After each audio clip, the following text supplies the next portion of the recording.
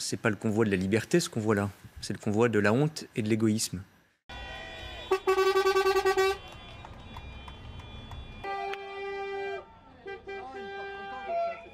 Il y a une instrumentalisation d'une fatigue, d'une lassitude des Français, en tout cas une tentative d'instrumentalisation. C'est pas des patriotes, ce sont des irresponsables. Avant d'avoir décidé qu'ils sont anti-vax, fascistes, antisémites, voilà des gens qui se mettent en mouvement en parlant de pouvoir d'achat. Je peux quand même pas être contre ça. La liberté, c'est la responsabilité.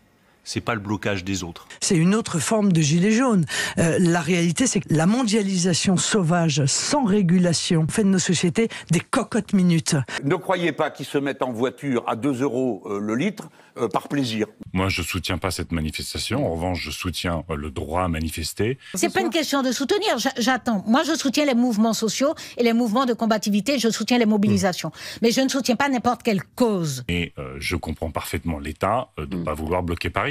Quand on voit la situation à Ottawa, au Canada, c'est pas une situation acceptable du point de vue démocratique. C'est bien mal nommé que de parler de convoi des libertés quand on cherche à bloquer Paris ou les Français. Ça fait 5 ans que maintenant les inégalités explosent dans le pays. On va s'étonner que tout d'un coup, il y a une révolte qui monte. Mais moi, ce qui m'étonne, c'est que la révolte n'est pas continuée après les Gilets jaunes. Il y a des Gilets jaunes qui manifestent, vous le savez bien encore. Et nous organisons ces manifestations. On n'est parfois pas d'accord sur des trajets, mais on le fait. Ils disent qu'ils sont contre le pass vaccinal. Moi aussi. Alors évidemment, on va tout de suite m'accuser de récupération. Non, c'est pas de la récupération. Je viens dire à ceux qui sont scandalisés par le pass vaccinal, ceux qui sont scandalisés par la hausse du carburant, qu'il faut voter.